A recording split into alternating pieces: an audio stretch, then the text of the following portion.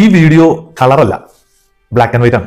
ഞാൻ ഈ വീഡിയോ എടുക്കുന്ന സമയത്ത് ഇതിന്റെ സെറ്റിംഗ്സിൽ ചെന്ന് ഫിൽറ്റർ മാറ്റി അത് ബ്ലാക്ക് ആൻഡ് വൈറ്റ് ആക്കി. എന്താണെന്നറിയാം, ഇന്നത്തെ വചന സന്ദേശം എനിക്ക് പറയാൻ വേണ്ടിയിട്ടാണ്. അതിനകത്ത് ഒരു പ്രധാനപ്പെട്ട കാര്യമുണ്ട്.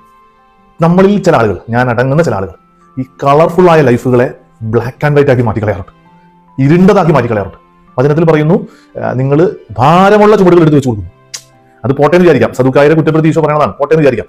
എന്നിട്ട് സഹായിക്കാൻ ഒരു ചെറു വിരൽ പോലും അനക്കണില്ല എന്നുള്ളത് നമ്മൾ ഇത് ചിന്തിച്ചു നോക്കണം. നമ്മുടെ വീട്ടിൽ ചിന്തിച്ചു നോക്കണം. നമ്മുടെ ജീവിത പങ്കാളിയുടെ ചുമലുകളിൽ ഭാരം കൂടുതലെടുത്ത് വെക്കുകയും സഹായിക്കാൻ ഒരു ചെറു വിരൽ പോലും കൊടുക്കാതിരിക്കുകയും ചെയ്യുന്ന ഒരാളായിട്ട് നമ്മൾ മാറുന്നുണ്ടാവും. സ്വന്തം കുടുംബത്തിലെ ബുദ്ധിമുട്ടുകൾ കൂട്ടാൻ ഇടയാക്കുകയും, അത് ചിലപ്പോൾ സ്വാഭാവികമായിരിക്കും, അത് പോട്ടേന്ന് വിചാരിക്കാം, എന്നാൽ സഹായിക്കാൻ ഒരു ചെറു വിരൽ പോലും ചെയ്യാതിരിക്കുകയും ചെയ്യുന്ന സ്വഭാവം നമുക്ക് കൊണ്ടുവരും. നമ്മുടെ ഓഫീസിൽ, നമ്മുടെ ജോലി ചെയ്യുന്ന സ്ഥലങ്ങളിൽ അയാൾ വന്നില്ലെങ്കിൽ ലാഭമാണെന്ന് വിചാരിക്കുന്ന സഹപ്രവർത്തകരാണ് നമുക്കുള്ളത്. അയാൾ വന്നില്ലെങ്കിൽ ലാഭമാണെന്ന് വിചാരിക്കുന്നത്.